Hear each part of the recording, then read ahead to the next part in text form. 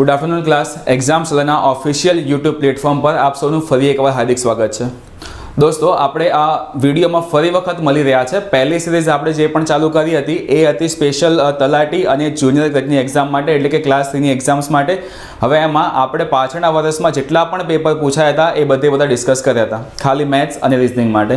હવે આપણે જે પણ સિરીઝ ચલાવવાના છે એમાં આવશે ડિટેલ લેક્ચર। હા દોસ્તો, જેટલા પણ ચેપ્ટર આપણી પાસે છે એ બધા ચેપ્ટર આપણે ડિટેલમાં ભણવાના છે, અને આ પણ ક્લાસ 1-2 લેવલના, એટલે કે જે લોકો પણ ક્લાસ 3ની તૈયારી કરતા હશે એ લોકો માટે તો આ જે પણ સેશન છે ઇમ્પોર્ટન્ટ છે જ। આની સાથે સાથે જેટલા પણ લોકો ક્લાસ 1-2ની તૈયારી કરે છે એ લોકો માટે પણ આ સેશન ખૂબ જ ઇમ્પોર્ટન્ટ છે। તમે સૌ જાણો જ છો કે જીપીએસસીનું કેલેન્ડર આવી ચૂક્યું છે, અને તમારા માટે બે ડેટ બહુ જ ઇમ્પોર્ટન્ટ છે। કઈ બે ડેટ? પહેલી ડેટ છે 15/7। 15/7 શું થશે? 15/7 ડીવાયએસઓની નોટિફિકેશન બહાર પડવાની છે, ડીવાયએસઓની જાહેરાત બહાર આવવાની છે, અને સાથે સાથે 15/8 ક્લાસ 1-2ની નોટિફિકેશન। તો આ બે ડેટ બહુ જ ઇમ્પોર્ટન્ટ છે, ધ્યાનથી સમજજો। ચલો, હવે જેટલા પણ લોકો મારી સાથે જોડાઈ ગયા છે ફટાફટ એક વખત કમેન્ટ બોક્સમાં હાય લખીને જણાવી દે, જેથી ખબર પડે કે કોણ કોણ જોડાયેલું છે, પછી આપણે આ સેશન સ્ટાર્ટ કરીશું। ચલો ફટાફટ કમેન્ટ કરીને જણાવો કોણ કોણ જોડાયેલું છે।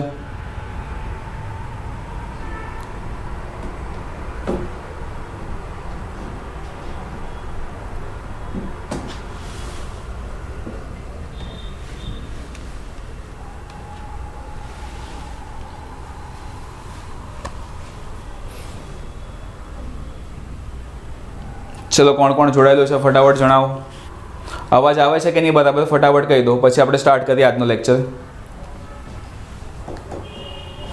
ડિટેલમાં એકદમ આપણે સંખ્યા પદ્ધતિ નામનું ચેપ્ટર ભણવાનું છે, જે ક્લાસ 1-2 માટે પણ ઇમ્પોર્ટન્ટ છે અને ક્લાસ 3 માટે પણ ઇમ્પોર્ટન્ટ છે। એક પણ ટોપિક આપણે બાકી રાખવાનો છે નહીં। જે પ્રમાણે આપણે આપણા ઓફલાઈન લેક્ચરમાં ભણીએ છીએ એટલા જ પોઈન્ટ, અને કદાચ એનાથી થોડા વધારે પોઈન્ટ આપણે આ ઓનલાઈન લેક્ચરમાં ભણવાના છે। ચલો ફટાફટ કોણ જોડાઈ ગયેલું છે કમેન્ટ કરીને જણાવો, પછી આપણે આગળ વધીએ।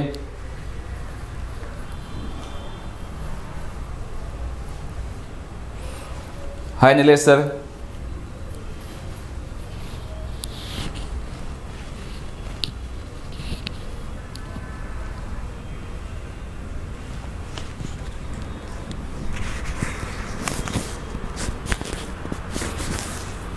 ચલો ચાલુ કરીએ આપણો લેક્ચર આજે। તો સૌથી ઇમ્પોર્ટન્ટ ચેપ્ટર છે સંખ્યા પદ્ધતિ, કેમ કે સૌથી બેઝિકમાં બેઝિક ચેપ્ટર છે। હવે જે લોકો પણ મેથ્સથી ભાગતા હોય છે એમનો ખાલી એક જ ડાઉટ હોય છે કે સર અમે મેથ્સથી એટલા માટે ડરીએ છીએ કેમ કે મેથ્સમાં અમારો પાયો પાક્કો નથી। ડન? પાયો એટલે બીજું કંઈ જ નહીં, મેથ્સનું બેઝિક। સંખ્યાઓ કેટલા ટાઈપની હોય છે, કઈ સંખ્યાને શું કહેવાય, ભાગ ઉડાડીએ તો ભાગ કેવી રીતે ઉડે, બસ આ બધી પોઈન્ટ જે પણ છે એ બધી મેથ્સના બેઝિકમાં ગણાય છે। તો તમારે આ સેશનમાં આ જ બધી વસ્તુઓ સમજવાની છે। ચલો સાક્ષી મેમ હાય, ભૂપેન સર જય માતાજી સર, ડન। ચલો આ બધી વસ્તુઓ તમારે સેશનમાં સમજવાની છે, એટલે આ આપણું જે પણ ચેપ્ટર છે આપણે 2 કે 3 દિવસમાં પતાવવાના છે। આજે પહેલો પાર્ટ છે, આવતીકાલે બીજો પાર્ટ આવશે, અને પછી આવશે ત્રીજો પાર્ટ। એકદમ ડિટેલમાં ભણવાના છે, તો જેટલા પણ પાર્ટ આવે એ પાર્ટમાંથી કોઈ પાર્ટ મિસ ના કરતા। ચલો સ્ટાર્ટ કરીએ આજનો પહેલો સેશન, એટલે કે સંખ્યા પદ્ધતિ, એટલે કે નંબર સિસ્ટમ। હવે નંબર સિસ્ટમમાં તમે ભણવાના શું છો? નંબર સિસ્ટમમાં તમે સૌથી પહેલાં ભણવાના છો કે સંખ્યાઓનું વર્ગીકરણ કેવી રીતે થાય છે। સંખ્યાઓનું વર્ગીકરણ એટલે શું? સંખ્યાઓનું વર્ગીકરણ એટલે કે કઈ સંખ્યાઓમાં કઈ સંખ્યાઓનો સમાવેશ થશે। ઇન શોર્ટ, સંખ્યા કેટલા ટાઈપની છે અને કયા ટાઈપમાં કયા ટાઈપની સંખ્યા આવી શકે છે, આ વસ્તુ આપણે ભણવાની છે। ડન? હવે સૌથી પહેલાં વાત કરીએ સંખ્યાઓના વર્ગીકરણની। તો સંખ્યાઓના વર્ગીકરણમાં આપણે સૌથી પહેલાં જોઈ લઈએ સંખ્યાઓ। હવે તમે કહેશો કે સર સંખ્યાઓ કેટલા ટાઈપની હોય છે? સંખ્યાઓ ખાલી ને ખાલી 2 ટાઈપની હશે, અને 2 ટાઈપમાં સૌથી પહેલી છે વાસ્તવિક સંખ્યાઓ, અને બીજી આપણે લઈ લઈએ કાલ્પનિક સંખ્યાઓ। બોર્ડ પર પ્રોપર વિઝિબલ હોય તો કમેન્ટ બોક્સમાં જણાવી દેજો, દેખાતું ના હોય તો બી કહી દેજો। સંખ્યાઓ ટોટલ 2 ટાઈપની આવે છે। સૌથી પહેલી છે વાસ્તવિક સંખ્યા, અને બીજી હોય છે કાલ્પનિક સંખ્યા। હવે સમજો કે આપણી પાસે આ જે પણ વાસ્તવિક સંખ્યા છે,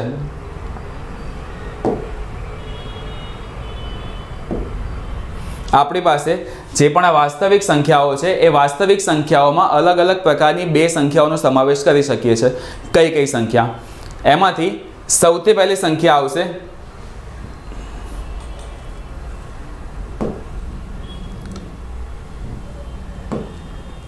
સૌથી પહેલી સંખ્યા આવશે સમય સંખ્યા, એના પછી બીજી સંખ્યા આવશે અસમય સંખ્યા. ધ્યાનથી સમજજો કે સંખ્યાઓના બે પ્રકાર, પહેલો પ્રકાર વાસ્તવિક સંખ્યા, બીજો પ્રકાર કાલ્પનિક સંખ્યા. એના પછી વાસ્તવિક સંખ્યામાં બે સંખ્યા આવશે, પહેલી સંખ્યા સમય સંખ્યા, તો સામે બીજી કઈ હશે અસમય સંખ્યા. ડન. એના પછી આગળ જે પણ સમય સંખ્યા છે એ સમય સંખ્યામાં આપણે બીજી બે સંખ્યાઓનો સમાવેશ કરી શકીએ છીએ, જેમાં પહેલી આવશે પૂર્ણાંક સંખ્યા અને બીજી આવશે અપૂર્ણાંક સંખ્યા. ક્લિયર છે આ વસ્તુ?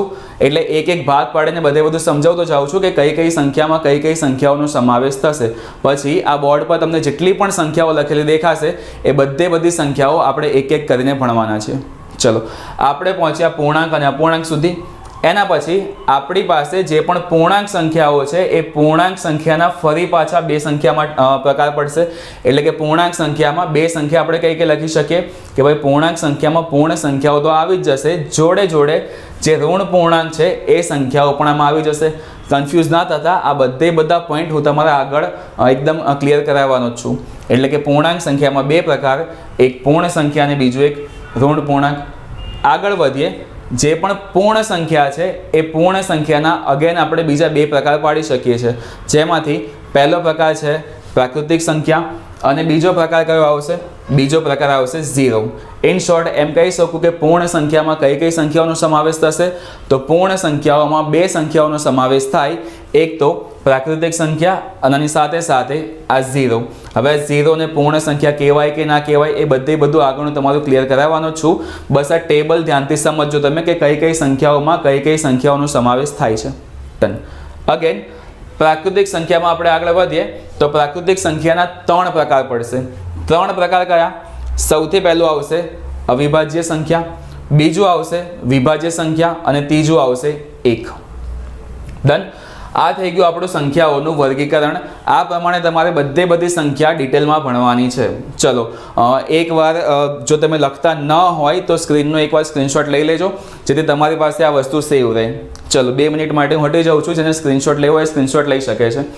આ થઈ ગયું આપણું સંખ્યાઓનું વર્ગીકરણ અને આ પ્રકારે આપણે એક એક કરીને બધી સંખ્યાઓ ભણવાની છે. બોર્ડ પર જેટલી પણ સંખ્યાઓ દેખાય છે એ આજના સેશનમાં પતી જશે. ડન. ફરીથી સમજો, સંખ્યાઓમાં બે સંખ્યા આવશે વાસ્તવિક અને કાલ્પનિક. વાસ્તવિકમાં ફરી પાછી બે સંખ્યા સમય અને અસમય. સમયમાં ફરી પાછી બે સંખ્યા પૂર્ણાંક અને અપૂર્ણાંક. પૂર્ણાંકમાં બે સંખ્યા પૂર્ણ અને ઋણ પૂર્ણાંક. પૂર્ણ સંખ્યામાં બે પ્રકાર, એક પ્રાકૃતિક અને એક 0. અને અગેન છેલ્લે પ્રાકૃતિકમાં 3 પ્રકાર, અવિભાજ્ય, વિભાજ્ય અને 1. આ આપણું સંખ્યાઓનું વર્ગીકરણ છે. ધ્યાનથી સમજી લો. અને આમાં કોઈ ડાઉટ હોય તો પૂછી લો, બાકી આગળ જઈને આપણે બધી વસ્તુ એક એક કરીને ક્લિયર કરવાના જ છીએ. મેમનભાઈ ગુડ આફ્ટરનૂન.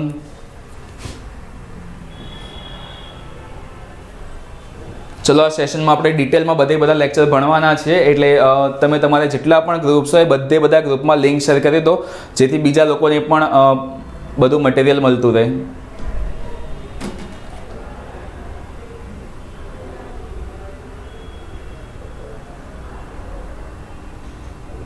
ડન. ચલો વધીએ આપણે આગળ.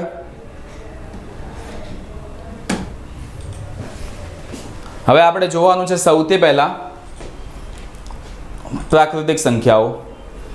દરેક સંખ્યા એકદમ ડિટેલમાં ભણાવીશ. ડિટેલમાં ભણાવવાની સાથે સાથે એમાંથી જેટલા પણ ક્વેશ્ચન્સ બનતા હશે એ પણ તમને જોડે જોડે કહેતો જઈશ. સૌથી પહેલો પોઈન્ટ પ્રાકૃતિક સંખ્યા. તો પ્રાકૃતિક સંખ્યાને શેના વડે દર્શાવવામાં આવે છે? પ્રાકૃતિક સંખ્યાને n વડે દર્શાવવામાં આવે છે. પ્રાકૃતિક સંખ્યાને n વડે દર્શાવવામાં આવે છે. પ્રાકૃતિક સંખ્યા એટલે કે n.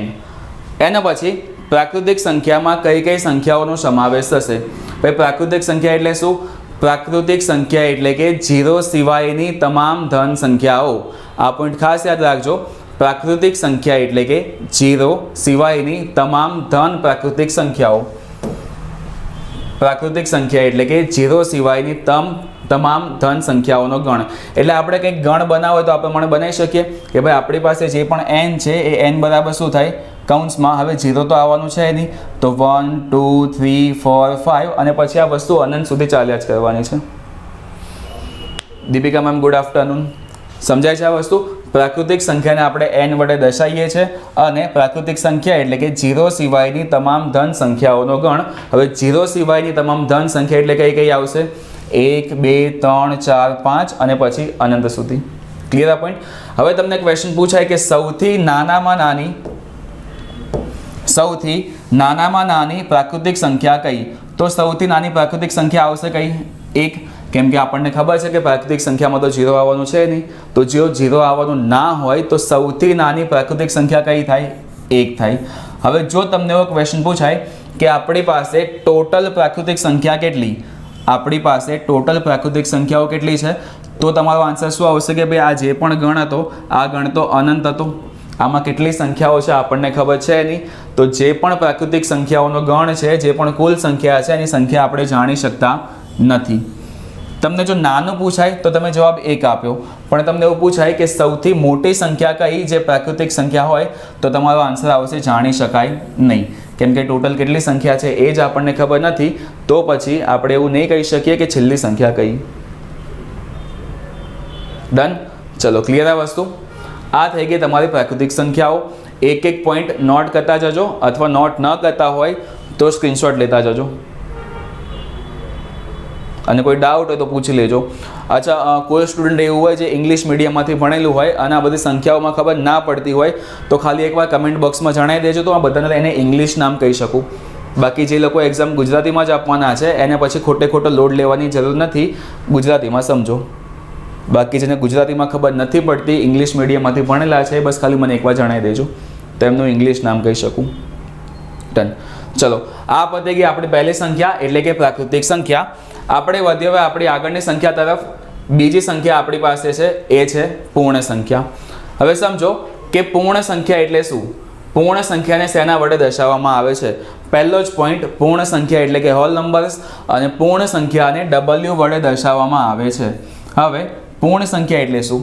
ભાઈ ધ્યાનથી સમજો. જે પ્રમાણે પ્રાકૃતિક સંખ્યામાં 0 સિવાયની તમામ ધન સંખ્યાઓ હતી, પ્રાકૃતિક સંખ્યામાં 0 સિવાયની તમામ ધન સંખ્યા હતી, એ જ પ્રકારે પૂર્ણ સંખ્યામાં શું હશે? ભાઈ પૂર્ણ સંખ્યામાં હશે 0 સાથેની તમામ ધન સંખ્યા. ધન સંખ્યાઓ તો ખરી જ, પણ પ્રાકૃતિકમાં 0 નહોતો, જ્યારે પૂર્ણ સંખ્યામાં ખાલી 0 એડ થઈ જશે, તો એ શું બનશે? આપણી પૂર્ણ સંખ્યાઓ બનશે. ચલો, એ જ વસ્તુ લખેલી છે, સમજો અહીંયા. પૂર્ણ સંખ્યા એટલે શું? પૂર્ણ સંખ્યા એટલે કે 0 સાથેની તમામ ધન સંખ્યાઓનો ગણ. અને આપણે કંઈક ગણ બનાવવો હોય તો કઈ રીતે બનાવી શકીશું? ગણ બનાવી શકીશું W ઇઝ ઇક્વલ ટુ, હવે આપણે 0ને એડ કરી દઈશું, પછી 1 2 3 4 5 અને પછી આનંદ સુધી ચાલ્યા જ કરશે. ઇન શોર્ટ, એક પોઈન્ટ સમજો કે જે પણ આપણી પૂર્ણ સંખ્યાઓ છે એ પૂર્ણ સંખ્યામાં આ બધી જે પણ પ્રાકૃતિક સંખ્યા હતી 1 2 3 4 5, આ બધી પ્રાકૃતિક સંખ્યાઓ તો આવી જ જાય છે, પ્લસ એમાં બીજું શું એડ થાય છે? 0 પણ એડ થાય છે. તો બધી પ્રાકૃતિક સંખ્યાઓ, અને જો એમાં આપણે 0 એડ કરી દઈએ તો પછી કઈ સંખ્યા બનશે? એ બનશે પૂર્ણ સંખ્યા. Simple point. હવે આમાંથી એક અલગ ક્વેશ્ચન બને છે કે ભાઈ સૌથી નાની પૂર્ણ સંખ્યા કઈ? જો તમને ક્વેશ્ચન પૂછાય સૌથી નાની પૂર્ણ સંખ્યા કઈ, તો તમારો જવાબ કયો આવશે? 0. ડન? કન્ફ્યુઝ થતા નહીં. જો તમને એવું પૂછાય કે સૌથી નાની પ્રાકૃતિક સંખ્યા, તો તમારો આન્સર શું? 1. પણ તમને એવું પૂછાય કે સૌથી નાની પૂર્ણ સંખ્યા, તો તમારો આન્સર શું આવશે? 0 આવશે. ડન? ચલો, કોઈ ડાઉટ હોય તો તરત પૂછી લેજો. આ પતી આપણી ઇમ્પોર્ટન્ટ બે સંખ્યાઓ. પહેલી સંખ્યા છે પ્રાકૃતિક અને બીજી સંખ્યા છે પૂર્ણ સંખ્યા. ડન? પહેલાં આપણે થોડી ઘણી થિયરી ભણી લઈએ, અને થિયરી ભણ્યા પછી છેલ્લે આ થિયરી રિલેટેડ જેટલા પણ ક્વેશ્ચન્સ બનતા હશે, ભલે પછી એ ક્લાસ 3ના ક્વેશ્ચન્સ હોય અથવા તો ક્લાસ 1 2ના ક્વેશ્ચન્સ હોય, બધા આપણે સોલ્વ કરવાના છે. જો આ થિયરી ભણેલી હશે તો અને તો જ એ ક્વેશ્ચન તમને ફાવશે. આપણી બે સંખ્યાઓ પતી છે. પહેલી છે પ્રાકૃતિક સંખ્યા અને બીજી છે પૂર્ણ સંખ્યા. ચલો વધીએ આગળ. ત્રીજા ટાઈપની સંખ્યા, અને ત્રીજી સંખ્યા આપણી પાસે કઈ છે? ત્રીજી સંખ્યા આપણી પાસે છે પૂર્ણાંક સંખ્યા. હવે પૂર્ણાંક સંખ્યા એટલે શું? પહેલો જ ક્વેશ્ચન કે પૂર્ણાંક સંખ્યાને શેના વડે દર્શાવવામાં આવે છે? તો પૂર્ણાંક સંખ્યાને Z વડે દર્શાવવામાં આવે છે. અને પૂર્ણાંક સંખ્યા એટલે શું હશે? ભાઈ આપણી પાસે જે પણ પ્રાકૃતિક સંખ્યા હતી એમાં પ્લસવાળી સંખ્યાઓ તો આવી ગઈ. આપણી પાસે જે પૂર્ણ સંખ્યા હતી એ પૂર્ણ સંખ્યામાં માઇનસવાળી સંખ્યા તો આવી, સોરી માઇનસવાળી નહીં, 0 તો આવી ગયું. સૌથી પહેલાં પ્રાકૃતિક સંખ્યામાં પ્લસવાળી સંખ્યાઓ આવી ગઈ, પૂર્ણ સંખ્યામાં 0 આવી ગઈ. તો હવે વધી ગઈ સંખ્યા, તમે કહેશો કે સર ખાલી એક જ સંખ્યા વધી છે, એ છે માઇનસવાળી સંખ્યા. તો સિમ્પલ પોઈન્ટ છે કે પૂર્ણાંક સંખ્યા એટલે શું? પૂર્ણાંક સંખ્યા એટલે કે 0 સાથેની તમામ ધન અને ઋણ સંખ્યાઓના ગણને પૂર્ણાંક સંખ્યા કહેવામાં આવે છે. 0 સાથેની તમામ ધન અને ઋણ સંખ્યાઓના ગણને પૂર્ણાંક સંખ્યા કહેવામાં આવે છે. ચલો એ જ વસ્તુ મેં બોર્ડ પર લખેલી છે, ધ્યાનથી સમજી લો કે પૂર્ણાંક સંખ્યા એટલે શું? પૂર્ણાંક સંખ્યા એટલે કે 0 સાથેની તમામ ધન અને ઋણ સંખ્યાઓનો ગણ. ડન. હવે આપણે કંઈક ગણ બનાવવો હોય, સોરી અહીંયા ઝેડ આવશે. આપણે કંઈક ગણ બનાવો તો ગણ કેવી રીતે બનાવી શકીએ? z ઇઝ ઇક્વલ ટુ -3, -2, -1, 0, 1, 2 અને 3. પછી પ્લસમાં પણ અનંત સુધી અને માઇનસમાં પણ પાછળ અનંત સુધી. Simple point. હવે એક વસ્તુ સમજજો કે આમાં જે પણ પ્લસવાળી સંખ્યાઓ છે, આમાં જે પણ આ પ્લસવાળી સંખ્યાઓ છે એ પ્લસવાળી સંખ્યાઓને આપણે કહીએ છીએ ધન પૂર્ણાંક. પ્લસવાળી સંખ્યાઓ જે બી હશે એ બધી કહેવાશે ધન પૂર્ણાંક. અને જે પણ આ માઇનસવાળી સંખ્યા છે એ માઇનસવાળી સંખ્યાઓને આપણે શું કહીશું? એ સંખ્યાઓને આપણે કહી દઈશું ઋણ પૂર્ણાંક. એટલે કે પૂર્ણાંક સંખ્યાઓમાં જ એક ધન પૂર્ણાંક અલગ પડે છે અને બીજું ઋણ પૂર્ણાંક અલગ પડે છે. તો પછી આ 0 શું છે? ભાઈ જે પણ આ 0 છે એ 0 ના તો પ્લસ છે ના તો માઇનસ છે. આ વસ્તુ ખાસ યાદ રાખજો. 0 ના તો પ્લસમાં કાઉન્ટ થાય ના તો માઇનસમાં કાઉન્ટ થાય. 0 ને શું કહેવાય છે? 0 કહેવામાં આવે છે તટસ્થ. 0 ને કહેવામાં આવે છે તટસ્થ. એ પ્લસ પણ નથી અને માઇનસ પણ નથી. સિમ્પલ આ પોઈન્ટ. હવે આ થઈ ગઈ આપણી ધન પૂર્ણાંક સંખ્યા, એટલે કે 1, 2, 3 અને પછી અનંત સુધી. ઋણમાં કઈ આવશે? ઋણમાં આવશે -1, -2, -3 પછી અનંત સુધી. તમને ક્વેશ્ચન પૂછાય કે સૌથી નાની ધન પૂર્ણાંક સંખ્યા કઈ? તો સૌથી નાની ધન પૂર્ણાંક તો આપણે જાણીએ છીએ કે ભાઈ 1 આવશે.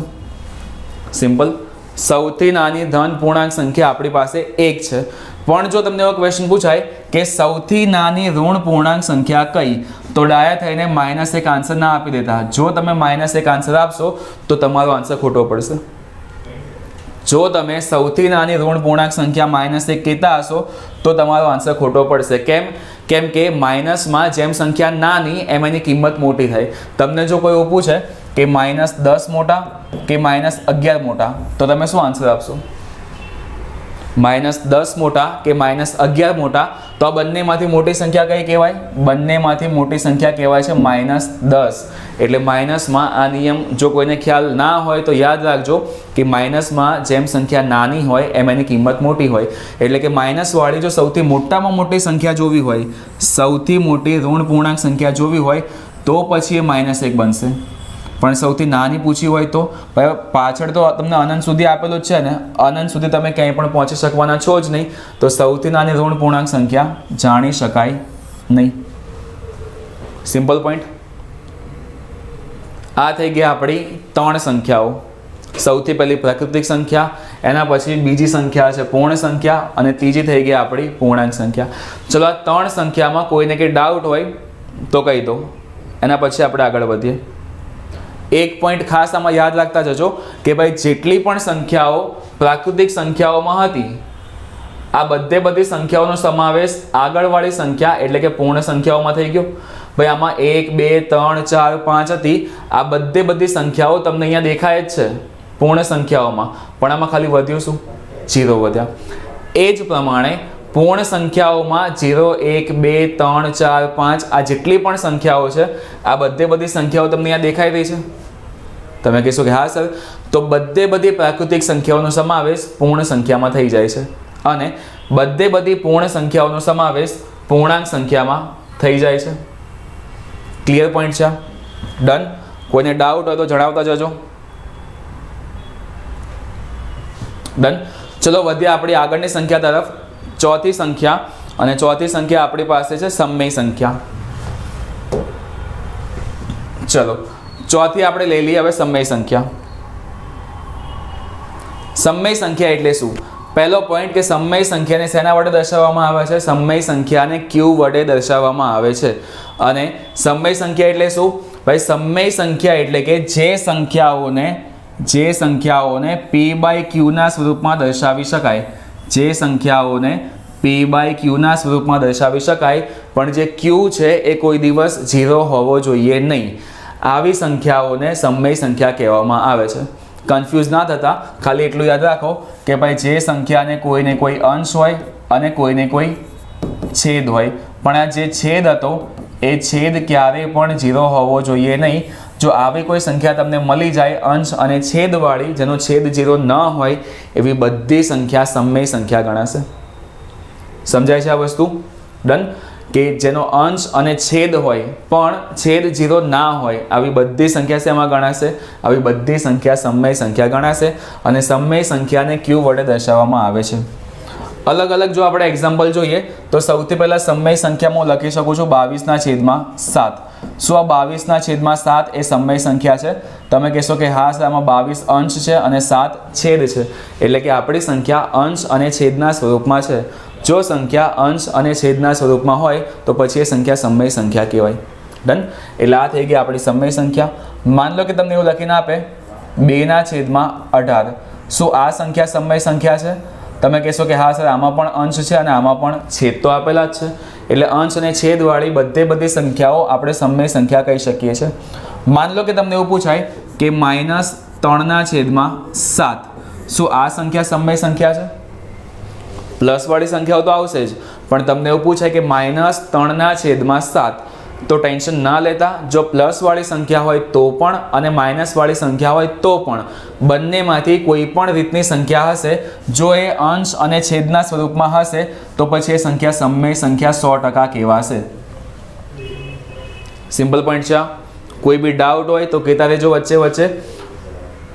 જે પણ સંખ્યા અંશ અને છેદના સ્વરૂપમાં હશે, ભલે પછી એ પ્લસમાં હોય કે માઇનસમાં હોય, એ બધી સંખ્યા સમય સંખ્યા આપણે ગણવાની છે. ડન. હવે નીચે એક કન્ફ્યુઝિંગ પોઈન્ટ લખેલો છે કે ભાઈ 0 પણ સમય સંખ્યામાં ગણી શકાય. શું આપણે 0 ને સમય સંખ્યા ગણી શકીએ? 0 સમય સંખ્યા ગણી શકીએ આપણે? માન લો કે આમ લખેલું હોય 0. શું આ 0 એ સમય સંખ્યા છે? 0 સમજતા પહેલા તમે એમ સમજો કે ભાઈ આપણી પાસે એક સંખ્યા છે 2. શું આ 2 ને હું સમય સંખ્યા કહી શકું? અમુક લોકો કહેશે કે સર ના, 2 સમય સંખ્યા ના હોય, કેમ કે આને તો કોઈ છેદ છે જ નહીં. પણ એક વસ્તુ ધ્યાનથી સમજો, સ્કૂલમાં તમે શીખ્યા હશો કે જ્યારે કોઈ પણ સંખ્યાના છેદમાં કંઈ લખેલું ના હોય તો પણ એના છેદમાં ઓલવેઝ 1 તો હોય જ.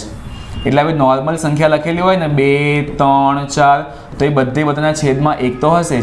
તો આ અંશ અને છેદ તો થઈ જ ગયું ને, અને છેદ 0 નથી. ભાઈ છેદ 1 હોય તો ચાલે, છેદ 0 હોવો જોઈએ નહીં. તો હવે જેટલી પણ નોર્મલ સંખ્યાઓ લખેલી હશે 2, -5, -3, -11, આવી બધી સંખ્યાઓ પણ સમય સંખ્યાઓ કહેવાશે જ. આ કન્ફ્યુઝિંગ પોઈન્ટ યાદ રાખજો. પછી એમાં તમે છેદ શોધવા માટે ના જતા. છેદ 1 હોય તો લખવાની જરૂર નથી, અને આવી સંખ્યાઓ પણ સમય સંખ્યાઓ કહેવાય. હવે આન્સર આપો કે શું આપણી પાસે એક સંખ્યા છે 0, આ 0 આપણે સમય સંખ્યા કહી શકીએ? તો હા, 0 પણ એક સમય સંખ્યા છે. 0 ના છેદમાં તમે 1 લખશો તો જવાબ શું આવશે? 0. 0 ના છેદમાં 2 લખશો તો જવાબ શું આવશે? 0. તો જ્યારે પણ 0 ના છેદમાં આપણે કોઈ પણ છેદ મૂકી દઈશું, જવાબમાં 0 જ મળે છે. એટલે કે આ બી તો અંશ અને છેદનું સ્વરૂપ થઈ ગયું, જેનો છેદ 0 નથી.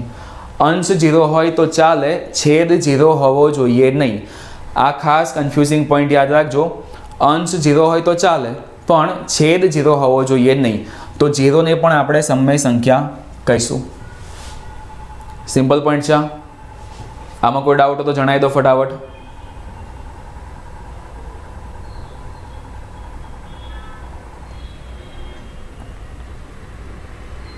હાય મુકેશ સર. ચલો, આમાં કોઈ ડાઉટ નથી ને? માન લો કે તમને આવી કોઈ સંખ્યા આપેલી હોય,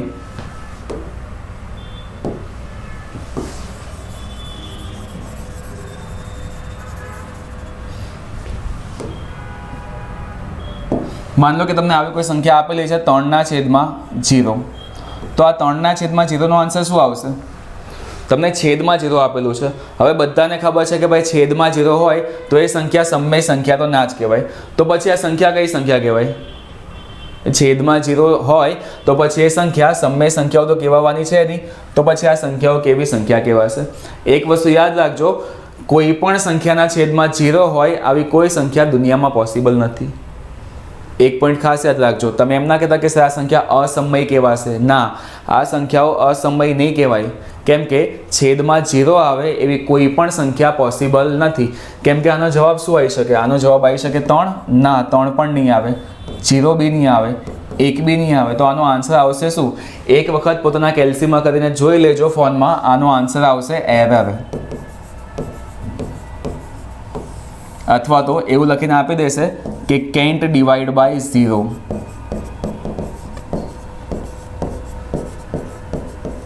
જો તમે તમારા કેલ્સીમાં બી 3/0 કરશો તો પછી લખાઈને આવશે કાન્ટ ડિવાઈડ બાય 0, એટલે કે 0 વડે કોઈ પણ સંખ્યા ભાગી શકાય નહીં.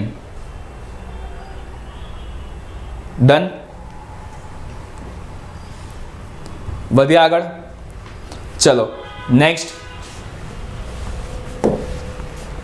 પાંચમી સંખ્યા. અને પાંચમી સંખ્યા આપણી પાસે છે અસમય સંખ્યા. હવે અસમય સંખ્યા એટલે શું? અસમય સંખ્યાની ડેફિનેશન બહુ મસ્ત એવી આપેલી છે બુકમાં કે ભાઈ જે સંખ્યાઓ સમય ના હોય એ બધી સંખ્યાઓ અસમય સંખ્યા કહેવાશે.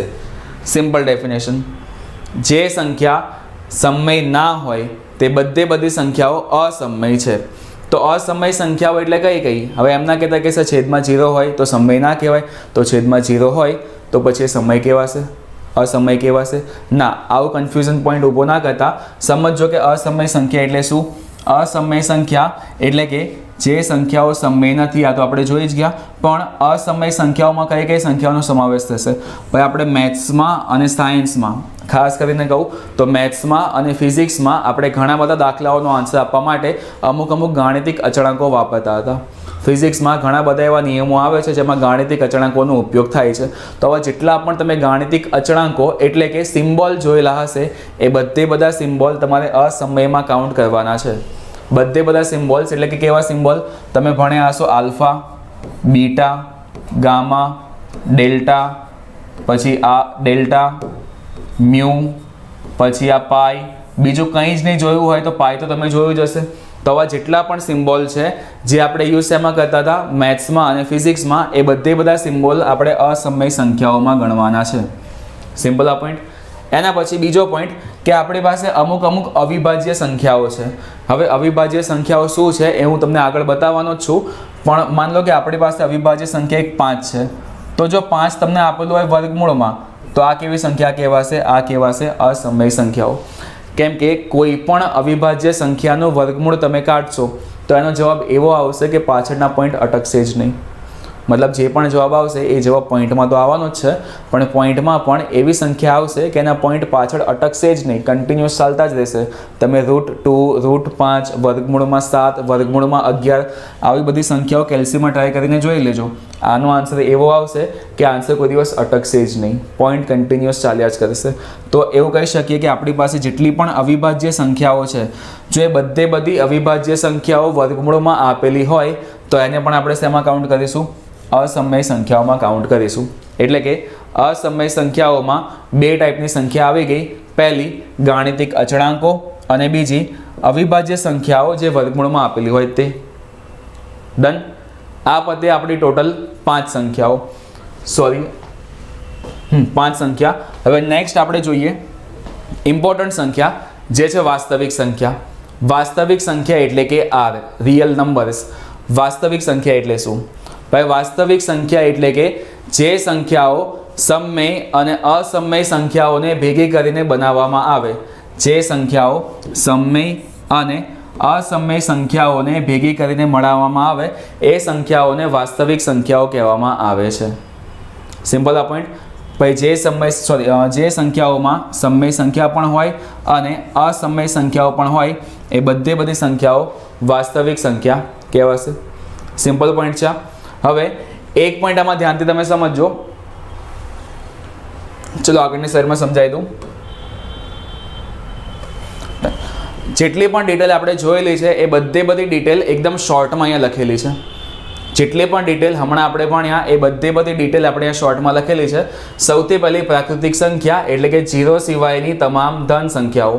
બીજું પૂર્ણ સંખ્યા એટલે કે 0 સાથેની તમામ ધન સંખ્યાઓ.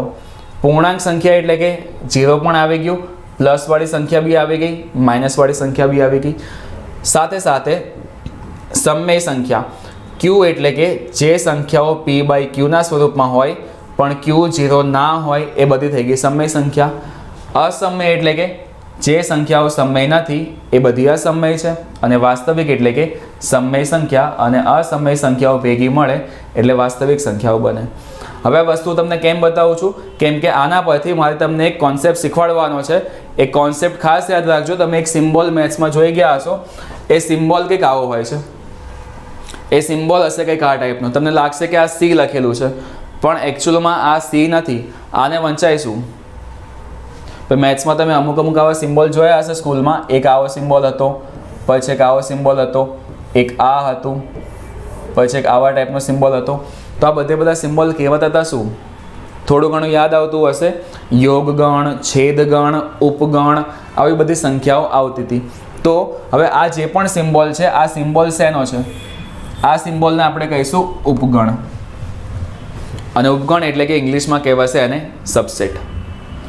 જે પણ આ સિમ્બોલ છે, આ સિમ્બોલને કહેવાય છે ઉપગણ, અને ઉપગણ એટલે કે સબસેટ. હવે આ સબસેટ એટલે કે ઉપગણનો મતલબ શું એ સમજો. ભાઈ મારી પાસે બે સંખ્યાઓ છે, મારી પાસે બે ગણ છે. પહેલો ગણ છે A અને બીજો ગણ છે B. પહેલો ગણ મારી પાસે છે A અને બીજો ગણ મારી પાસે છે B. હવે Aમાં હું લઈ લઉં છું ખાલી 1, 2 અને 3, અને B બરાબર લઈ લઉં છું 1, 2, 3 અને 4. તો શું Aમાં જેટલી પણ સંખ્યાઓ હતી એ બધી સંખ્યાઓ Bમાં આવી ગઈ? Aમાં જેટલી પણ સંખ્યાઓ હતી 1, 2, 3 એ બધી સંખ્યાઓનો સમાવેશ B ગણમાં થઈ જાય છે. જો થઈ જતો હોય તો પછી એ Bનો ઉપગણ કહેવાશે. સમજાય છે? ડન. ભાઈ Aમાં જેટલી પણ સંખ્યા હતી એ બધી સંખ્યાઓનો સમાવેશ જો Bમાં થઈ જતો હોય, જે થઈ જ જાય છે, તો આ બધી સંખ્યાઓમાં એવું કહી શકીએ કે એ ઉપગણ છે. કોનો? Bનો. એટલે ઉપગણ એટલે શું ખબર પડી? ડન. જો આપેલા ગણમાં એક ગણનો સમાવેશ બીજા ગણમાં થઈ જતો હોય તો એને કહેવાય સિમ્પલ ઉપગણ. હવે આના પરથી આપણે એક પોઈન્ટ સમજવાનો છે. પોઈન્ટ ખાસ યાદ રાખજો. એ પોઈન્ટ તમને સમજાવું છું કે પ્રાકૃતિક સંખ્યા એટલે શું? પ્રાકૃતિક સંખ્યા એટલે કે 1, 2, 3, 4, 5 0 સિવાયની બધી પ્લસવાળી સંખ્યા. પૂર્ણ સંખ્યા એટલે શું? 0 સાથેની બધી પ્લસવાળી સંખ્યા. પૂર્ણાંક સંખ્યા એટલે શું?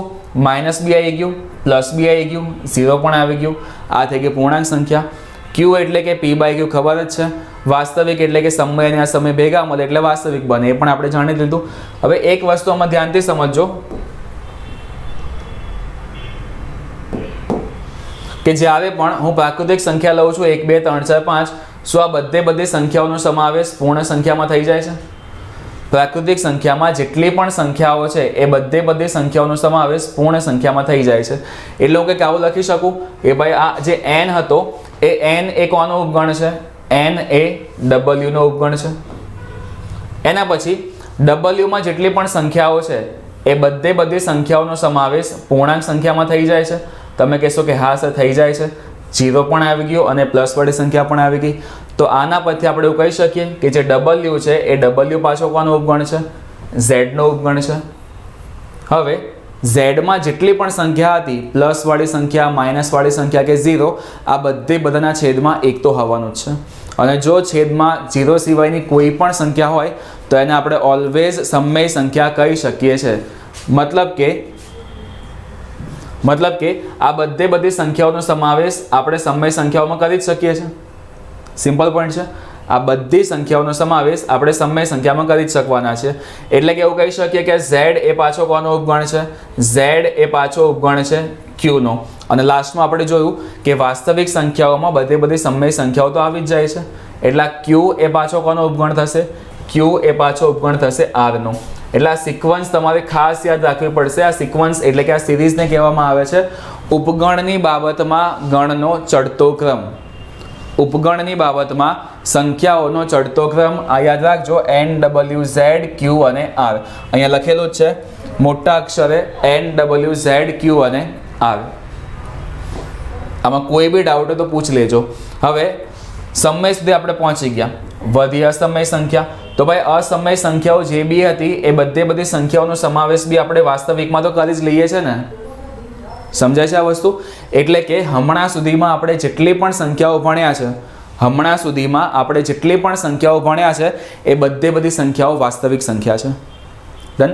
બોર્ડ પર હમણાં સુધીમાં આપણે જેટલી બી સંખ્યાઓ જોઈ એ બધી સંખ્યા વાસ્તવિક સંખ્યા છે. અને તમે જેટલી બી સંખ્યા બોલશો હમણાં એ બધી સંખ્યાઓ પણ વાસ્તવિક જ હશે. રીઝન શું? રીઝન એક જ કે કાલ્પનિક સંખ્યા કઈ છે એ તમને ખબર નથી. ડન. જ્યાં લગી તમને કાલ્પનિક સંખ્યા શું છે એ ખબર નહીં હોય ત્યાં લગી તમે વાસ્તવિક સંખ્યા જ બોલશો. અને કાલ્પનિક સંખ્યાઓનું તમારે કંઈ કામ આવવાનું છે નહીં. બસ કાલ્પનિક સંખ્યાઓને તમારે ખાલી 4 કે 5 પોઈન્ટ યાદ રાખવાના છે. એટલા 5 પોઈન્ટ યાદ રાખી લેશો તો પછી કાલ્પનિક સંખ્યાઓ તમારે આગળ ક્યાંય ભણવાની નહીં આવે. તમારે આખા મેથ્સમાં ખાલી ને ખાલી વાસ્તવિક સંખ્યાઓ એટલે કે આ બધી સંખ્યાઓ તમારે ભણવાની છે. ડન. પણ ક્યારેક કાલ્પનિક સંખ્યાઓમાંથી બેઝિક ક્વેશ્ચન પૂછાઈ જાય છે. તો બસ ખાલી એટલું બેઝિક આપણે સમજવાનું છે. આમાં કોઈને કંઈ ડાઉટ હોય તો પહેલાં પૂછી લો. આમાં ડાઉટ ના હોય તો પછી આપણે આગળ વધીશું. અને જો કોઈને સ્ક્રીનશોટ લેવો હોય તો સ્ક્રીનશોટ લઈ શકે છે. સારું એવું મટીરિયલ તમારી પાસે ભેગું થઈ જશે. અને જે લોકો નોટ્સ બનાવે છે, જે મેં જોયું હતું કે ઘણા બધા સ્ટુડન્ટ્સ બધા લેક્ચર ભરીને પ્રોપર નોટ બનાવે છે. તો ભાઈ બહુ ખુશીની વાત છે કે તમે આટલું દિલથી ઓનલાઈન લેક્ચર ભરો છો અને આટલું તમે શીખી રહ્યા છો. તો બસ એવા જ લોકો માટે ક્વેશ્ચનવાળી સિરીઝ હટાવીને આ ડિટેલ સિરીઝ લાવેલો છું કે એમને વધારે નોલેજ મળે. ડન. ચલો વધ્યા આપણે આગળ. આ બધી થઈ ગઈ આપણી વાસ્તવિક સંખ્યાઓ. હવે એના પછી આપણે જોઈએ નેક્સ્ટ કાલ્પનિક સંખ્યા. કાલ્પનિક સંખ્યા એટલે શું? પહેલો જ ક્વેશ્ચન, કાલ્પનિક સંખ્યા એટલે શું? ભાઈ કાલ્પનિક સંખ્યા એટલે કે એવી સંખ્યા જે વાસ્તવિક નથી. આપણી પાસે તમે જોયું હશે તો એક સંખ્યા રેખા છે. સંખ્યા રેખા પર ઓલવેઝ આપણે વાસ્તવિક સંખ્યાઓ દર્શાવી શકીએ છીએ. કાલ્પનિક સંખ્યાઓ આપણે ક્યારે પણ દર્શાવી શકતા નથી. તો આ કાલ્પનિક સંખ્યા એટલે શું? પહેલો પોઈન્ટ કે કાલ્પનિક સંખ્યાઓ એટલે શું? ભાઈ જે સંખ્યાઓનો વર્ગ ઋણ હોય તેવી સંખ્યાઓને કાલ્પનિક સંખ્યાઓ કહેવામાં આવે છે. જે સંખ્યાઓનો વર્ગ એટલે કે જે સંખ્યાઓનો સ્ક્વેર ઋણ હોય એટલે કે માઇનસમાં હોય એ બધી સંખ્યાઓ કાલ્પનિક સંખ્યા કહેવાશે. અને આપણી પાસે કાલ્પનિક સંખ્યા ખાલી એક જ છે. આ પ્રમાણે લખાય છે. આપણી પાસે ખાલી એક જ કાલ્પનિક સંખ્યા છે, આ આઈ. તમને આ લાગતું હશે આઈ, પણ એકચ્યુઅલમાં આને વંચાય છે આયોટા.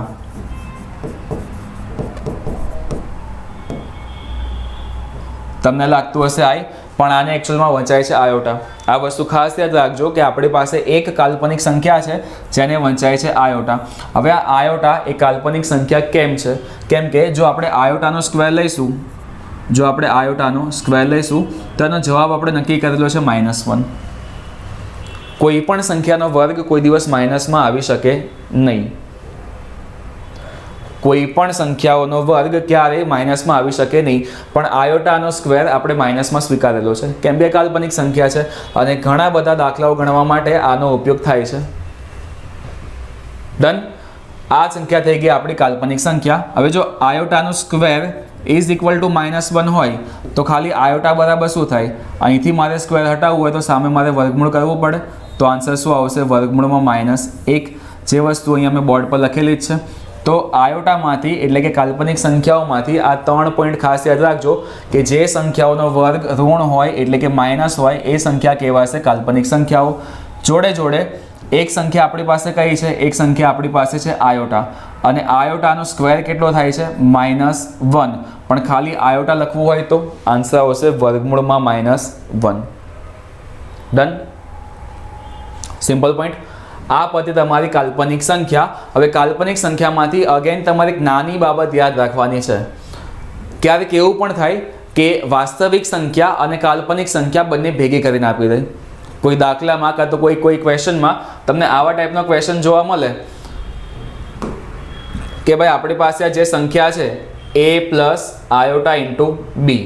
આ પ્રમાણે લખેલી છે આ સંખ્યા a પ્લસ આયોટા ઇન્ટુ b. તો આ સંખ્યા કેવી સંખ્યા કહેવાશે? ભાઈ આ સંખ્યાઓને કહેવાશે જટિલ સંખ્યા એટલે કે સંકર સંખ્યા. ઇંગ્લિશમાં કહું તો આ સંખ્યાઓને કહેવાય છે કોમ્પ્લેક્સ નંબર. અને આ કોમ્પ્લેક્સ નંબર નામ સાંભળીને જેટલા પણ લોકો એન્જિનિયર હશે એ બધાને મેથ્સ ફ્રી અને મેથ્સ પર યાદ આવી ગયું હશે, કેમ કે પૂરેપૂરું આનું ચેપ્ટર ભણવાનું આવતું હતું. ડન. હવે કોમ્પ્લેક્સ નંબર એટલે કે જટિલ સંખ્યા, સંકર સંખ્યા. આપણી પાસે એક સંખ્યા છે a પ્લસ આયોટા ઇન્ટુ બી. આને આપણે સંકર સંખ્યા કહીશું. કેવી રીતે કહીશું એ બી સમજો કે આપણી પાસે જે પણ a પ્લસ આયોટા ઇન્ટુ બી આપેલું છે એમાંથી જે આપણી પાસે આ a છે એ કેવા ટાઈપની સંખ્યા થશે? એ થશે વાસ્તવિક સંખ્યા. એના પછી આ જે બી છે એ બી કેવી સંખ્યા થશે? બી પણ થશે વાસ્તવિક સંખ્યા. તો આપણી પાસે કાલ્પનિક સંખ્યા છે કઈ? હમણાં જ કીધું કે જે આયોટા હતું એ આયોટા કાલ્પનિક સંખ્યા છે. તો આ a પ્લસ આઈબી જેવું જે પણ ઇક્વેશન બને છે એ a પ્લસ આઈબીમાં આપણી પાસે વાસ્તવિક સંખ્યાઓ છે, જોડે જોડે કાલ્પનિક સંખ્યાઓ પણ છે. તો જે સંખ્યા વાસ્તવિક અને કાલ્પનિક બંને પ્રકારની સંખ્યાઓને ભેગી કરીને બનાવવામાં આવે છે એ સંખ્યાઓને કહેવાય છે જટિલ સંખ્યા અથવા તો સંકર સંખ્યા. Simple point. આ પત્યા તમારા બધા સંખ્યાના પ્રકારો. જેટલા પણ ઇમ્પોર્ટન્ટ સંખ્યાના પ્રકાર હતા એ બધી અહીંયા ખતમ થાય છે. હવે આપણે બીજા પ્રકારો અવિભાજ્ય, વિભાજ્ય, એકી સંખ્યા, બેકી સંખ્યા આ બધી વસ્તુ ભણવાની જ છે. ડન. પણ એ બધી વસ્તુ ભણતા પહેલાં આપણે જેટલું પણ ભણેલા છે એમાંથી જેટલા પણ ક્વેશ્ચન પૂછાયેલા છે અથવા તો પૂછાય એવા છે એના વિશે થોડી ચર્ચા કરી લઈએ, એટલે તમે લોકો વધારે પડતી કમેન્ટ કરી શકો, આન્સર આપી શકો. જોઈએ ચલો આગળ ક્વેશ્ચન્સ આપણે. Upen sir thank you, Vrinda ma'am thank you. ચલો એક એક કરીને ક્વેશ્ચન જોઈએ. આપણા જે પણ ક્વેશ્ચન છે 6 કે 7 એક ક્વેશ્ચન પતી જાય એટલે આજનો સેશન આપણે ત્યાં જ ખતમ કરવાનો છે. વધારે પડતું આપણે જો ભણવા માટે જઈશું તો તમને બી ખબર છે કે મેથ્સમાં લોડ આવી જાય છે બધાને, એટલે ધીમે ધીમે કરીને આપણે આ ચેપ્ટર પતાવવાના છે. આજે આટલી સંખ્યાઓ જોઈ છે, આ સંખ્યાઓ રિલેટેડ જેટલા પણ ક્વેશ્ચન્સ બને છે એ ક્વેશ્ચન વારાફરતી સમજો.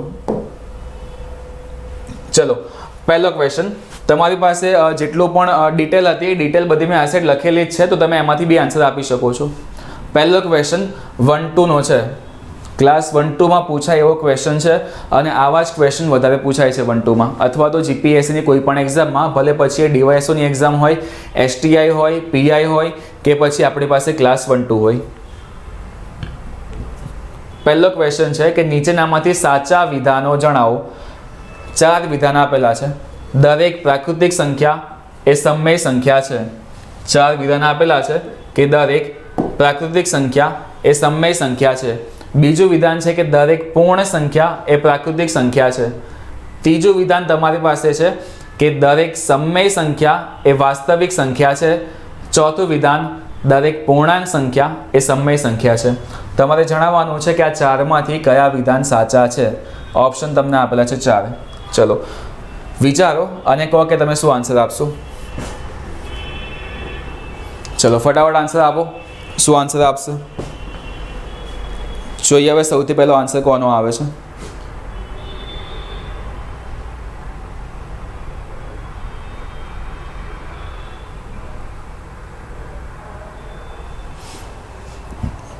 ચલો એ સમજી જ લો, કેમ કે કદાચ આવા ટાઈપના ક્વેશ્ચન તમે પહેલી વખત જોયા હશે. તો આનો આન્સર તમે આપશો કેવી રીતે?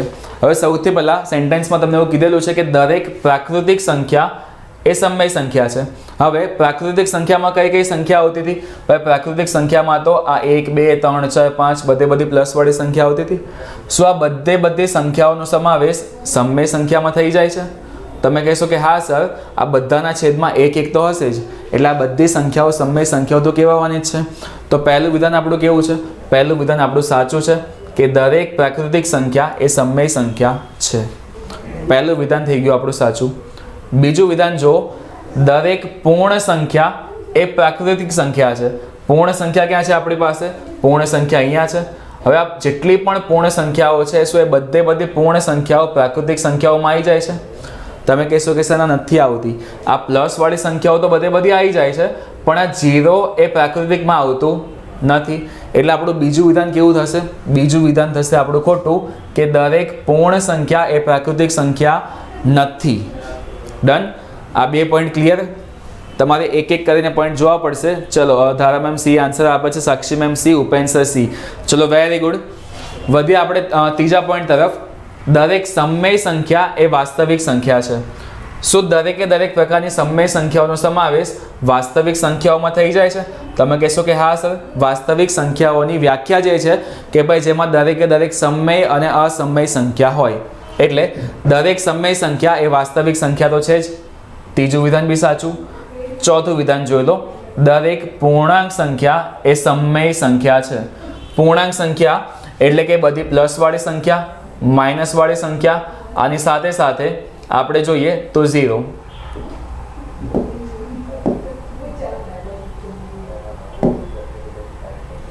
બધી માઇનસવાળી સંખ્યા આવી ગઈ, બધી પ્લસવાળી સંખ્યા આવી ગઈ અને 0 આવી ગઈ. સો આ બધી સંખ્યાઓનો સમાવેશ સમય સંખ્યાઓમાં થવાનો છે. તો આપણે હમણાં જ જોયું હતું કે સંખ્યા માઇનસવાળી હોય, પ્લસવાળી હોય કે 0 હોય, બધાના છેદમાં આપણે 1 તો લખી જ શકીએ છીએ. એટલે બધી સંખ્યાઓ સમય સંખ્યાઓ કહેવાની જ છે.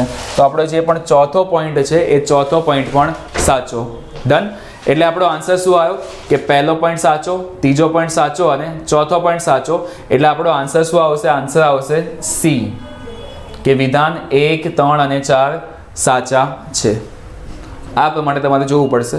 હવે માન લો કે તમારે આ પ્રમાણે આટલું મગજ નથી લગાવવું, તો તમે બીજી રીતે કઈ આન્સર આપી શકો છો. આમાં કંઈ ડાઉટ તો પહેલાં પૂછી લો, એના પછી બીજી મેથડ બતાવું કે તમે આવા ક્વેશ્ચન્સનો આન્સર ઇઝીલી કેવી રીતે આપી શકો છો. બસ ખાલી તમને આ સિક્વન્સ યાદ હોવી જોઈએ, NWZ Q અને R. આ સિક્વન્સ યાદ હશે તો આવા ટાઈપના બધા ક્વેશ્ચન્સના આન્સર ફટાફટ આવશે. સમજો આન્સર ફટાફટ તમે કેવી રીતે આપી શકો છો. તમને આ સિક્વન્સ યાદ હોવી જોઈએ, NWZ Q અને R. સમજો સૌથી પહેલાં, દરેક પ્રાકૃતિક સંખ્યા સમય સંખ્યા છે. પ્રાકૃતિક સંખ્યા એટલે કે n, સમય સંખ્યા એટલે કે q. હવે તમારે n થી આગળ જવાનું આવ્યું. જો આગળ જવાનું આવતું હોય તો પછી એ વિધાન ઓલવેઝ સાચું હોય. દરેક પ્રાકૃતિક સંખ્યા એ સમય સંખ્યા છે, તો તમારે n થી q બાજુ જવા માટે આગળ જવાનું આવે તો પછી એ વિધાન સાચું. બીજું વિધાન જો, દરેક પૂર્ણ સંખ્યા એ પ્રાકૃતિક સંખ્યા છે. હવે પૂર્ણ સંખ્યા એટલે શું? પૂર્ણ સંખ્યા એટલે કે w. અને પ્રાકૃતિક એટલે શું? પ્રાકૃતિક એટલે કે n. હવે તમારે w થી પાછળ જવાનું આવ્યું. જો પાછળ જવાનું આવતું હોય તો પછી એ વિધાન કેવું હોય? એ વિધાન ખોટું હોય.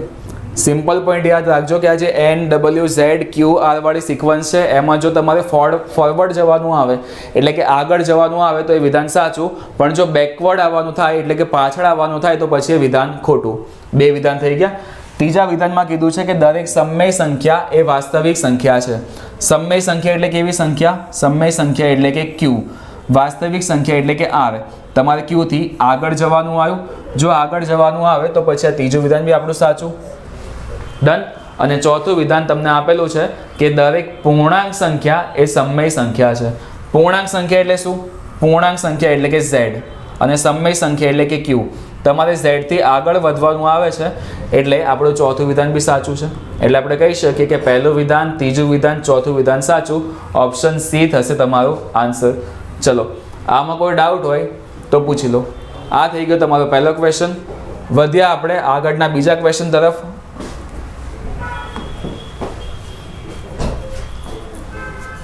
ચલો બીજો ક્વેશ્ચન.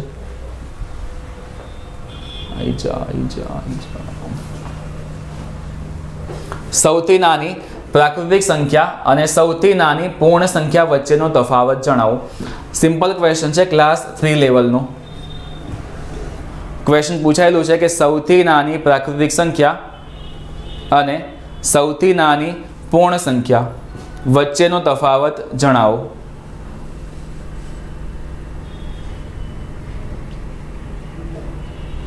ચલો જોઈએ કોણ આન્સર આપશે.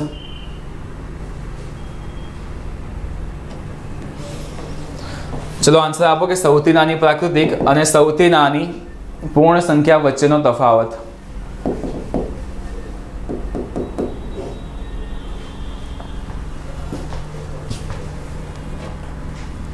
જોઈએ પહેલો આન્સર કોનો આવે છે આજે.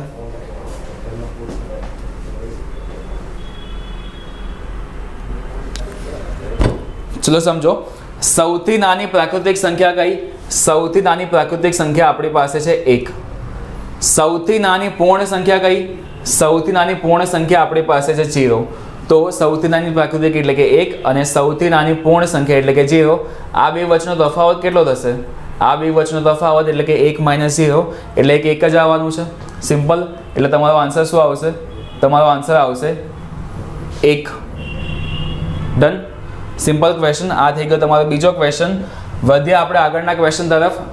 નેક્સ્ટ ત્રીજો ક્વેશ્ચન કે નીચેનામાંથી ખોટું વિધાન જણાવો. નીચેનામાંથી ખોટું વિધાન જણાવો. અગેન 1 to લેવલનો ક્વેશ્ચન છે. આવા ક્વેશ્ચન સેન્ટેન્સવાળા વધારે પૂછાય છે આ ચેપ્ટરમાંથી. 4 વિધાન તમને આપેલા છે. સૌથી નાની પ્રાકૃતિક સંખ્યા 1 છે, સૌથી નાની પૂર્ણ સંખ્યા 0 છે, સૌથી નાની ઋણ પૂર્ણાંક -1 છે અને સૌથી નાની ધન પૂર્ણાંક 1 છે. આ 4 વિધાનમાંથી કયું વિધાન ખોટું છે એ તમારે જણાવવાનું છે. ચલો ફટાફટ આન્સર આપો.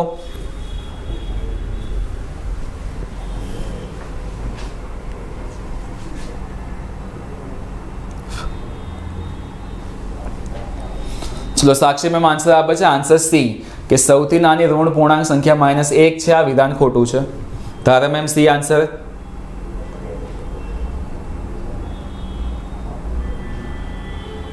ડન. આપણે હમણાં જ જોયું કે ભાઈ સૌથી નાની ઋણ સંખ્યા કઈ આવે? સૌથી નાની ઋણ સંખ્યા આપણે જાણી શકીએ નહીં. આપણે હમણાં જ જોયું હતું કે ભાઈ સંખ્યા જેમ એની વેલ્યુ નાની હોય એમ એની જેમ માઇનસમાં સંખ્યા નાની એમ એની કિંમત કેટલી હોય? મોટી. આપણે એ વસ્તુ જોઈ કે સૌથી મોટી ઋણ પૂર્ણાંક સંખ્યા પૂછે તો પછી -1 આવે, પણ સૌથી નાની ઋણ પૂર્ણાંક સંખ્યા પૂછી હોય તો આપણો આન્સર શું આવે? જાણી શકાય નહીં. એટલે કે પહેલું વિધાન સાચું, બીજું વિધાન સાચું અને ત્રીજું વિધાન સાચું, પણ આ જે સી આપેલું છે આ સી કેવું થશે? સી થશે આપણું ખોટું વિધાન. કેમ કે સૌથી નાની ઋણ પૂર્ણાંક સંખ્યા આપણે જાણી શકતા નથી, પણ હા સૌથી મોટી ઋણ પૂર્ણાંક સંખ્યા કેટલી આવશે? એ આવશે -1. ડન. આ થઈ ગયો આપણો ત્રીજો ક્વેશ્ચન.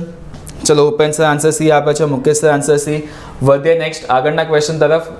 ચલો આન્સર આવશે સી. વધીએ નેક્સ્ટ ક્વેશ્ચન તરફ. ચોથો ક્વેશ્ચન -3 અને 7 વચ્ચે કેટલી પૂર્ણ સંખ્યાઓ આવે? હવે આમાં તમે ક્વેશ્ચન એકદમ ઇઝી છે પણ થોડા ઘણા કન્ફ્યુઝ થશો. -3 અને 7 વચ્ચે કેટલી પૂર્ણ સંખ્યાઓ આવે? પૂર્ણ સંખ્યા એટલે શું એ તમને ખબર હોવી જોઈએ. તમને ખ્યાલ આવે એના માટે મેં બોર્ડ પરથી આ વસ્તુ હટાઈ છે એની આ સાઈડમાં ડિટેલ લખીને જ રાખી છે કે પૂર્ણ સંખ્યાઓ એટલે કે 0 સાથેની તમામ ધન સંખ્યાઓ.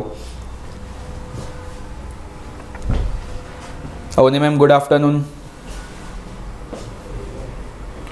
-3 અને 7 વચ્ચે કેટલી પૂર્ણ સંખ્યાઓ આવે? તમારે આન્સર આપવાનો છે આનો. ચલો ઉપેન સર આન્સર આપે છે 6.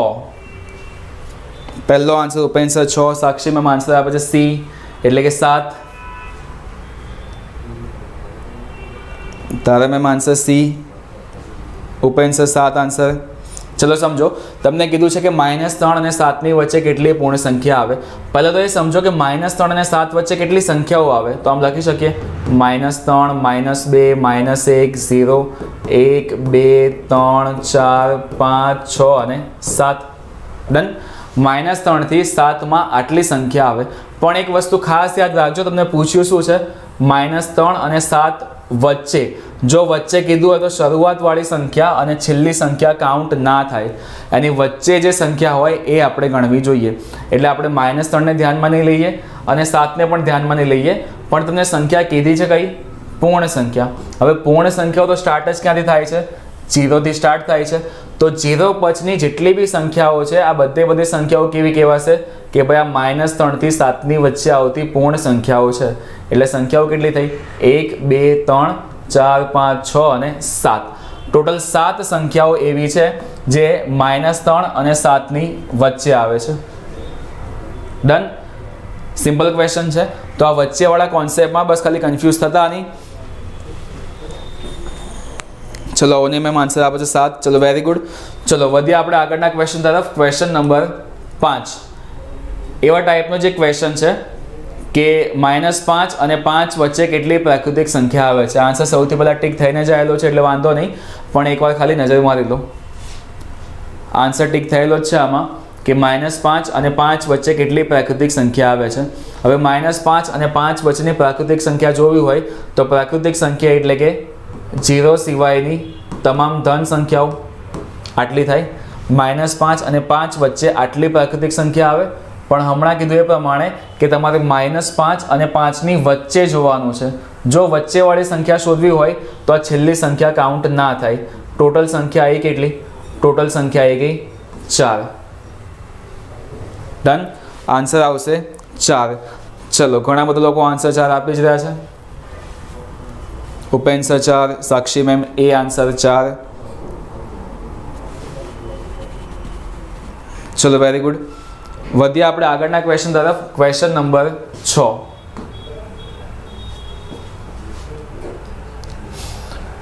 સંખ્યાના પ્રકારમાં ઉપગણની બાબતમાં નીચેનામાંથી કયું વિધાન સાચું છે? હવે આ વિધાન તો હમણાં મેં તમને ડિટેલમાં બતાવેલું જ છે અને આ સાઈડ લખેલું પણ છે, એટલે આમાં આન્સર આપવામાં કોઈને વાંધો નહીં આવે. પણ આમે એટલા માટે ક્વેશ્ચન લીધેલો છે કેમ કે આ ક્વેશ્ચન ઘણી બધી વખત પૂછાઈ ગયો છે. સંખ્યાના પ્રકારમાં ઉપગણની બાબતમાં નીચેનામાંથી શું સાચું છે? તો બધાને ખબર છે કે આપણો આન્સર શું આવશે? આપણો આન્સર આવશે NWZQ અને R. આપણો આન્સર થશે NWZQ અને R. ડન. હવે એક પોઈન્ટ ખાસ સમજો આમાં. જો તમને ક્યારેક એવો ક્વેશ્ચન પૂછાય કે ભાઈ સૌથી નાનામાં નાનો ગણ કયો? સંખ્યાના પ્રકારમાં, સંખ્યાના ગણમાં સૌથી નાનામાં નાનો ગણ કયો? તો તમારો આન્સર આવશે n. આ n છે એ સૌથી નાનો ગણ છે. પણ તમને એવું પૂછાય કે સંખ્યાની બાબતમાં, સંખ્યાના ગણમાં સૌથી મોટામાં મોટો ગણ કયો? તો તમારો આન્સર આવશે R એટલે કે રિયલ નંબર. આ સૌથી મોટામાં મોટો ગણ છે. એટલે બે ક્વેશ્ચન પણ ખાસ ધ્યાન રાખજો. જો સૌથી નાનો ગણ પૂછાય કે જે કયા ગણમાં સૌથી ઓછી સંખ્યાઓ છે, તો તમારો આન્સર આવશે n એટલે કે પ્રાકૃતિક સંખ્યાઓ. એમાં સૌથી ઓછી સંખ્યાઓ આવશે. પણ જો તમને ક્વેશ્ચન પૂછાય કે સૌથી મોટો ગણ કયો, તો તમારો આન્સર શું આવશે? રિયલ નંબર્સ એટલે કે R. આ બે પોઈન્ટ બી ખાસ યાદ રાખજો. ચલો, વધીએ આગળ.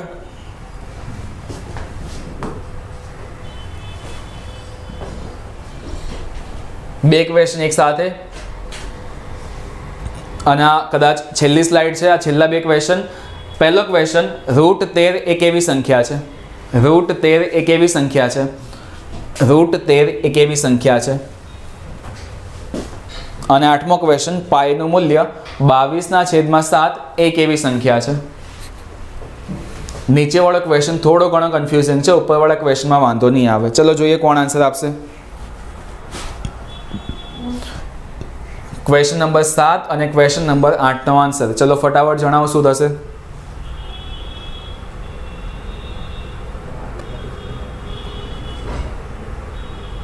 ચલો, સૌથી પહેલા આન્સર આપે છે ધારા મેમ એ, મેમન બોય એ, કે √13 એ કેવી સંખ્યા છે? √13 એ અસમય સંખ્યા છે. કેમ કે મેં તમને હમણાં જ કીધું કે ભાઈ એવી જેટલી બી સંખ્યા હોય જે સંખ્યા અવિભાજ્ય હોય પણ વર્ગમૂળમાં આપેલી હોય, એ બધી સંખ્યાઓનો સમાવેશ શેમાં થશે? અસમયમાં થશે. અને 13 એ અવિભાજ્ય સંખ્યા છે અને તમને આપેલી છે વર્ગમૂળમાં, એટલે તમારો આન્સર આવશે અસમય સંખ્યા. ચલો, આ થઈ ગયો આપણો 7મો ક્વેશ્ચન. હવે છેલ્લો આજનો 8મો ક્વેશ્ચન. 8માનો આન્સર શું આવશે?